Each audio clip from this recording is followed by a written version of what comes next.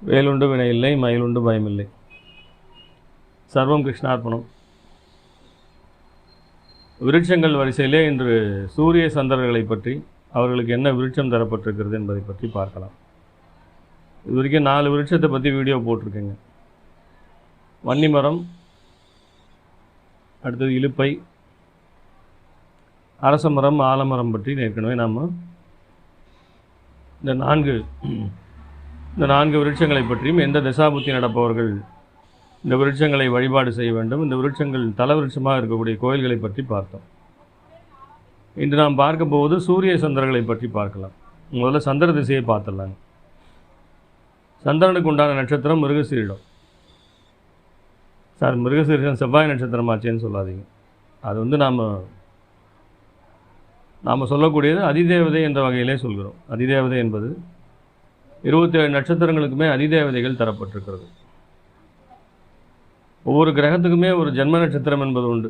அந்த நட்சத்திரத்துக்கு அவர்கள் அதிதேவதையாக வந்து விடுகிறார்கள். அந்த வரிசையிலே சந்திரன் பிறந்த நட்சத்திரம் மிருகசீரிடம்.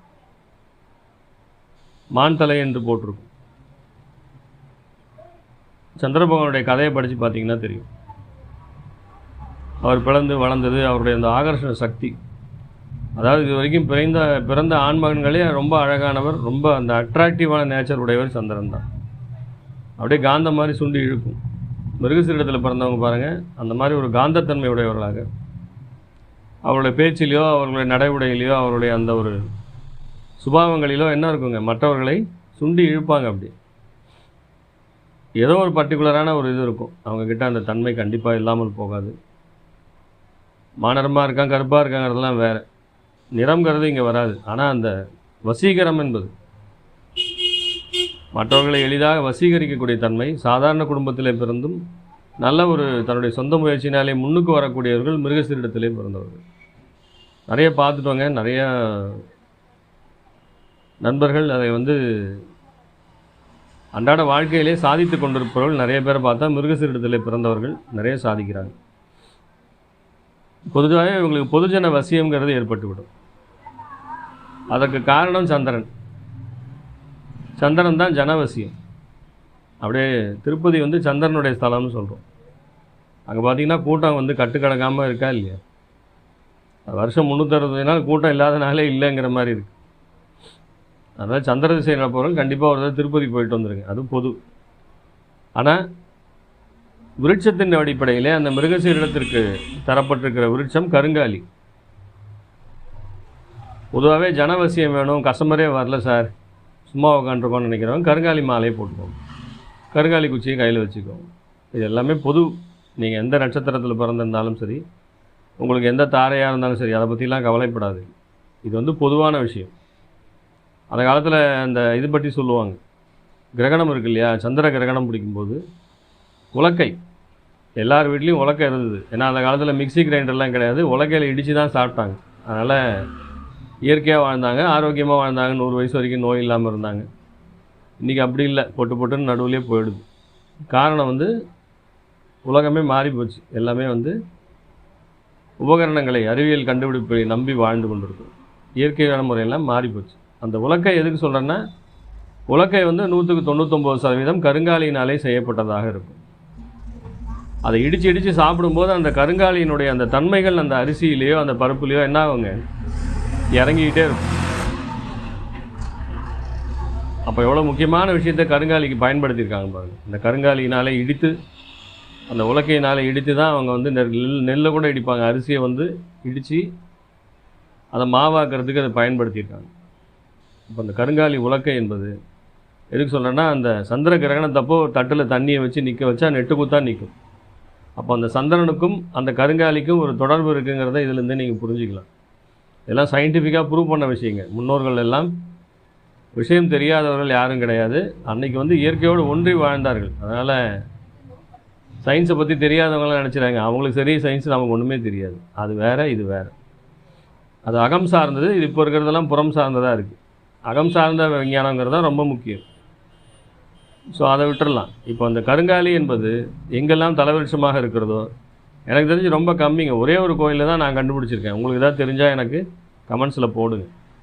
அம்பர் மாகாளம் என்படின்னு சொல்லப்பட்ட தஞ்சாவூர் மாவட்டத்தில் இருக்கக்கூடிய ஒரு ஈஸ்வரன் கோயிலிலே காளியாத்தா கையால் அந்த ஈஸ்வரனை பிரதிஷ்டை பண்ணியிருக்காங்க. அந்த அம்மா வந்து 2 அசுரர்களை வதம் செய்துவிட்டு அவருக்கு வந்து ஒரு பிரம்மகத்தி மாதிரியான விஷயம் பற்றி கொண்டதுனாலே அதிலிருந்து விடுபடுவதற்காக எப்படி ராமேஸ்வரத்தில் ராமன் வந்து ராவணனை வதம் செய்துவிட்டு வந்து பிரதிஷ்டை பண்ணாரோ அதே போல் இங்கே அம்பர் மாகாளம் என்று பெயர்.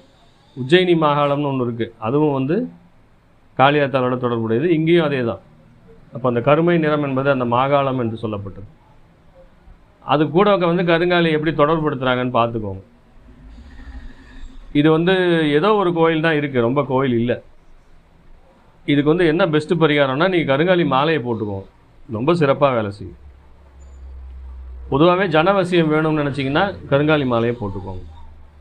அந்த ஆகர்ஷணம் என்பது அந்த மிருகசீரத்தினுடைய நற்பண்புகளை, பொதுவாகவே எல்லாருமே மிருகசீரத்தில் பிறக்கிறதில்ல, எல்லாருக்குமே அதில் கிரகம் நிற்கிறதில்ல. கிரகம் நின்று திசாபுத்தி நடத்தினாலும் அது வேலை செய்யும். நடக்கிறது இல்லைங்கும் போது என்ன பண்ணணும், நாம் அதை வந்து பயன்படுத்திக்கணும். இந்த மாதிரி கருங்காலியை பயன்படுத்துவதாலே அந்த சந்திரனுடைய ஆகர்ஷண சக்திகளை நாம் ஈர்க்க முடியும். சயின்டிஃபிக்காக ப்ரூவ் பண்ண விஷயம். ஒரு கருங்காலி விருட்சம் இருந்ததுன்னா சுற்றிலும் 1 கிலோமீட்டர் தூரத்துக்கு காற்று கருப்பு அண்டாது, துஷ்ட சக்திகள் கிட்ட வர முடியாது. நம்ம கண்ணால் பார்க்குறது ஒன்றுமே இல்லை, கண்ணுக்கு தெரியாத எவ்வளோ விஷயங்கள் நம்மை சுற்றி தினமும் நடந்து கொண்டு இருக்கிறது. அதை வந்து ஞானக்கண்ணாலே பார்க்க முடியும். அந்த காலத்திலே அவர்கள் பார்த்தார்கள். இப்போ நம்ம வந்து ஒன்றும் இல்லை, ஒரு நாய் நரிக்கு தெரியறத கூட மனுஷ கண்ணுக்கு தெரியறதில்ல.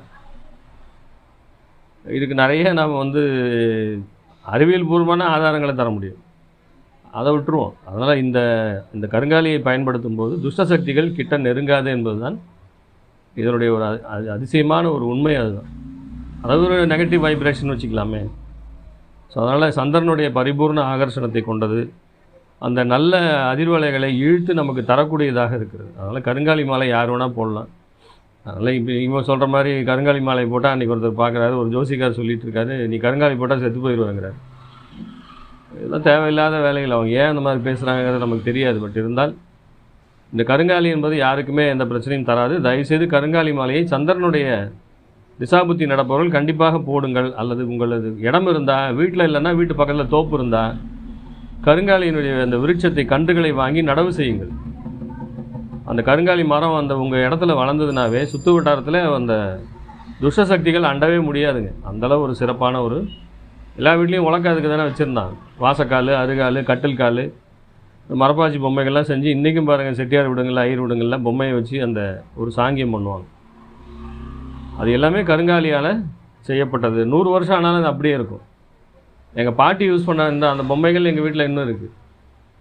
குழந்தைங்க தூக்கி போட்டு உடைப்பாங்க, அவ்வளோதான். உடைஞ்சாலும் உடையாது, அந்தளவு உறுதியான தன்மை கொண்டது. ஆக அந்த கருங்காலி என்பது இந்த அம்பர் மாகாளம் என்ற கோயிலிலே தலவிருஷமாக இருக்கிறது. அங்கே சென்று சந்திர திசை நடப்பவர்கள் போய் இது பண்ணிட்டு வாங்க. அந்த சாமியை கும்பிட்டு அங்கே ஒரு அர்ச்சனை அபிஷேகம் பண்ணிட்டு வந்தீங்கன்னா உங்களுக்கு சந்திர திசையினால் ஏற்படக்கூடிய கெட்ட பாதிப்புகள் நீங்குவதாக இருக்கிறது. ஸோ இப்படி ஒரு இது வந்து இந்த கருங்காலிக்கு உண்டு. தயவுசெய்து ஒரு பொய்யான வதந்திகளையெல்லாம் நம்ப வேண்டாம். அதாயிடும் இதாயிடுங்கிறதுலாம் எந்த விதமான உண்மையும் கிடையாது. தைரியமாக யார் வேணால் போடலாம், யாருக்குமே எந்த பாதிப்பும். விருட்சங்கள் வந்து, மரங்கள் வந்து யாருக்கும் பாதிப்புகளை தராது. அது பாசிட்டிவான எனர்ஜியை மட்டும்தான் நமக்கு இழுத்து கொடுக்குது. சயின்டிஃபிக்காக அதெல்லாம் ப்ரூவ் பண்ண விஷயங்கள். அதனால் அப்படி ஆகிடும் இப்படி ஆகிடுங்கிறதெல்லாம் அபத்தமான விஷயங்கள், அதெல்லாம் நம்ப வேண்டாம் என்று சொல்லிக்கொள்கிறேன். அதனால் தயவுசெய்து கருங்காலி கன்றுகளை வாங்கி நடவு செய்யுங்கள். நாம் வந்து ஒரு 1000 கன்றுகளை நடவு செய்வதாக ஒரு இதாகவே வச்சுருக்கோம். அதனால் அதை கண்டிப்பாக செஞ்சே தீரணுங்கிற ஒரு இதில் இருக்கும். அதனால் யாருக்கெல்லாம் விருட்சங்கள் தேவைப்படுகிறதோ, கன்றுகள் தேவைப்படுகிறதோ, அவர்கள் என்னுடைய மொபைல் நம்பருக்கு மெசேஜ் பண்ணுங்கள், இல்லை கூப்பிட்டு பேசுங்க. உங்கள் ஏரியாவில் ஒரு 100 மரமாக நடுங்க. கண்டிப்பாக கருங்காலி என்பது ஒவ்வொரு ஊர்லையும் இருக்க வேண்டிய மரம். அதெல்லாம் குறைஞ்சி போனதால் தான் இன்றைக்கி இவ்வளோ வந்து கெட்டதுகள் நிறையா நடக்குதுங்க. அதனால் அதெல்லாம் எதுக்குமே வந்து நீங்கள் கருங்காலியை அப்படி பண்ணிவிடும் இப்படி பண்ணிவிடும் நினைக்காதீங்க. ரொம்ப ரொம்ப நல்ல விஷயங்கள். அதனால் தயவுசெய்து அதை பயன்படுத்தி பலன் பெறுங்கள் என்பது தான் நான் இதன் மூலமாக உங்களுக்கு சொல்லிக்கொள்ள விரும்புகிறேன். அடுத்தது இன்னொரு விருட்சம் இருக்குங்க. அந்த விருட்சத்துக்கு பேர் வந்து ஆத்தி என்று பேர். அது வந்து சூரியனுடைய அஸ்த நட்சத்திரத்தோடு தொடர்பு கொண்டதாக இருக்கிறது. ஆக இந்த சூரியனுக்கு உண்டான நட்சத்திரம் என்று சொல்லப்பட்டது அஸ்த நட்சத்திரம். சூரியன் வந்து அஸ்தத்திலே பிறந்தவர். அதுக்கு நிறைய சிறப்புகள்லாம் உண்டு. அஸ்தம் என்பது ஒரு சிறப்பான நட்சத்திரம். மருத்துவ நட்சத்திரம் என்று பெயர் பெற்றது. கைராசி, அந்த கைங்கிறது அதோட சிம்பிளாக இருக்கும். கைராசி என்று பெயர் பெற்ற நட்சத்திரம். அதனுடைய விருட்சம் என்று பார்க்கும்போது ஆத்தி மரம் என்று சொல்லப்பட்டிருக்கிறது. கல்லாத்தி மரம், கல்லால மரம் என்றெல்லாம் அதற்கு வேறு பெயர்கள் எல்லாம் உண்டு. ஆத்தி என்பது வேறு, அத்தி என்பது வேறு. நம்ம ஆத்தின்னு நம்ம இதில் போட்டு சர்ச் பண்ணாலே அத்தி மரத்தை கொண்டாந்து காட்டுது. அத்தி கிடையாது. அத்தி வந்து கிருத்திகையோடு தொடர்புடையது. அது வேற, இது வேற. ஆத்தி என்பது வேறு. கல்லால விருட்சம் என்று பெயர். இந்த கல்லாத்தி மரத்தின் அடியில் தான் தட்சிணாமூர்த்தி மோன நிஷ்டையிலே அமர்ந்து சனகாதி முனிவர்களுக்கு, அதாவது பிரம்மகுமாரர்களுக்கு உபதேசம் செய்கிறார், ஞான உபதேசம் செய்கிறார். அது ஞானத்திற்கு உண்டான கடவுள். ஸோ அதை வந்து நாம் கன்ஃபியூஸ் பண்ணிக்கிறோம். எப்பயுமே பாருங்கள், குரு பகவானுக்கு செய்ய வேண்டியதெல்லாம் கொண்டு போய் தட்சிணாமூர்த்திக்கு செஞ்சிட்ருக்காங்க. குரு பகவான் வந்து வடதிசைக்கு உண்டானவர், மஞ்சள் பட்டு மஞ்சள் வஸ்திரம் உடையவர். இவர் வந்து தென் திசை கடவுள். யார்? தட்சிணாமூர்த்தி. அதனால் உலகத்தை துறவரத்துக்கு போகிறவங்க தான் தட்சிணாமூர்த்திக்கிட்ட போகணும். எல்லாத்தையும் விட்டுட்டு வயசானதுக்கப்புறம் பொது மார்க்கம், ஞான மார்க்கத்துக்கு போகிறவங்க தட்சிணாமூர்த்தி வழிபாட்டுக்கு போங்க. இல்லறத்தில் இருப்பவர்கள் தயவுசெய்து அங்கே போகாதீங்கன்னா குருவுக்கு போடுற கொண்டக்கடலை மாலை, அவருக்கு மஞ்சள் பட்டு, அது எல்லாம் என்னென்ன பண்ணுறோமோ எல்லாத்தையும் கொண்டு வந்து போய் தட்சிணாமூர்த்திக்கு தயவுசெய்து செய்யாதீர்கள். இவர் தென்திசை கடவுள். இவர் வேற இது, இவர் வந்து ஈஸ்வரனுடைய அம்சம். பிரகஸ்பதி என்கிற குரு வந்து நவகிரகங்களே ஒருவர். அவருக்கு தான் நாம் பண்ணணும். அதுதான் கரெக்டு. வடதிசைக்கான அதிபதி அவர் தான். ஸோ அதனால் அதில் ஒரு சின்ன கன்ஃபியூஷன் வருது. அதை கரெக்ட் பண்ணிக்கோங்கன்னு சொல்கிறேன், வேற ஒன்றும் இல்லை. ஸோ அந்த மாதிரி அஸ்த நட்சத்திரம் என்று பார்க்கும்போது இந்த கல்லாத்தி மரம், திருப்பரங்குன்றத்திலே கல்லாத்தி மரம். திருப்பரங்குன்றம் இப்போல்லாம் கான்ஃப்ளிக்ட் ஆகிட்டுருக்கு, உங்களுக்கே தெரியும். அங்கே இருக்கக்கூடிய விருட்சம் தான் கல்லாத்தி மரம். அங்கே தலைவிருட்சமாக இருக்கிறது. அதனால் சூரிய திசை நடப்பவர்களெல்லாம் அங்கே போங்க, திருப்பரங்குன்றம் போயிட்டு வாங்க. இன்னும் 2-3 கோயில்கள் இருக்குது. சிறு தொண்டர் என்று சொல்லப்பட்ட அந்த தொண்டருடைய அந்த கோயில் வந்து தஞ்சாவூர் மாவட்டத்தில் அது ஒரு கோயில் இருக்குது. அவர் வந்து இந்த பிள்ளைக்கறி சமைத்து தினம் வந்து அன்னதானம் பண்ணிட்டு இருந்திருக்கார். ஒரு நாள் ஈஸ்வரன் பைரவமூர்த்தியாக வந்து, அதாவது இந்த அகோரின்னு சொல்கிறாங்கல்ல, அந்த ரூபத்தில் வந்து நான் வந்து பிள்ளைக்கறி தான் சாப்பிடுவேங்கிறார். தன்னோட பிள்ளையவே கொண்டு அமுது படைக்கிறார். ஸோ அந்த தலை பார்த்தீங்கன்னா மறுபடியும் அவர் உயிர்ப்பித்து கொடுக்குறார். வந்தவர் யாருன்னு தெரிஞ்சு போகுது. ஆனால் பக்தர்களை சோதிக்க ஈஸ்வரன் இந்த மாதிரி வருவாருன்னு சொல்லி அந்த காலத்தில் இருந்து இந்த நாயன்மார்களுடைய 63 கதையெல்லாம் படிச்சிங்கன்னா ரொம்ப சிறப்பாக இருக்கும். ஸோ அதில் சிறு தொண்டர் அந்த கோயில் வந்து இங்கே இதில் தான் தஞ்சாவூர் மாவட்டத்தில் இருக்குது. நெட்டில் போட்டு பார்த்தீங்கன்னா தெரியும். அங்கே வந்து இந்த ஆத்தியினுடைய ஒரு வகை தான் என்னவா இருக்குங்க, தலைவிருட்சமாக இருக்கிறது. ஸோ இந்த மாதிரி கோயில்கள் வந்து 1-2 கோயில்கள் தான் ஆத்தியினுடைய இதுவாக இருக்கிறது. அந்த மாதிரி சூரிய திசை நடப்பவர்கள் யாராக இருந்தாலும் என்ன பண்ணணுங்க, இந்த கல்லாத்தி மரம் என்று சொல்லப்பட்ட ஆத்தி மரத்திற்கு வழிபாடு செய்ய வேண்டும் என்பதை தெரிந்து கொள்ள வேண்டும். திருப்பரங்குன்றம் போயிட்டு வாங்க. அது எல்லாருக்கும் தெரிஞ்ச ஊர், தெரிஞ்ச இடம். முருகனையும் பார்த்த மாதிரி ஆச்சு, இதையும் பார்த்த மாதிரி ஆச்சு இல்லையா? கல்லாத்தி மரத்திற்கு முடிஞ்சால் நீர் விட்டுருங்க, இல்லைன்னா விளக்கேற்றி வைத்து வழிபாடு செய்து விட்டு வாருங்கள். அதனால் சூரியனுடைய ஆரோக்கியம் என்பது சூரியனுடைய ஒரு விஷயம். ஆகர்ஷணம் எப்படி சந்திரனுக்கு சொன்னமோ, ஆரோக்கியம் வந்து யாருங்க, சூரியன். அதனால் சூரியன் கெட்டு போனால் ஆரோக்கியம் கெட்டு போயிடும். அதனால் தினம் சூரிய நமஸ்காரம் பண்ணணும். விட்டமின் டிங்கிறது அந்த சூரிய ஒளியிலிருந்து கிடைக்கிறது என்று எல்லோருக்குமே தெரியும். அதனால் ஆரோக்கியம் கெட்டு போனவர்கள் யாராக இருந்தாலும் திருப்பரங்குன்றம் போயிட்டு வாங்க, சூரிய நமஸ்காரம் பண்ணுங்கள், இந்த கல்லாத்தி விருட்சத்தை வழிபாடு செய்து கொண்டு வாருங்கள். இது எங்கெல்லாம் வந்து இந்த ஆத்தி தலவிருட்சமாக இருக்கிறதோ அந்த கோயில்களுக்கு சென்று வழிபாடு செய்யுங்கள், ஆரோக்கியத்துடன் சிறப்பாக வாழுங்கள் என்று சொல்லி மீண்டும் ஒரு சுவாரஸ்யமான வீடியோவில் மற்ற விஷயங்களை பற்றி பார்க்கலாம். சர்வே ஜனா சுகினோ பவந்து. சர்வம் கிருஷ்ணார்ப்பணம்.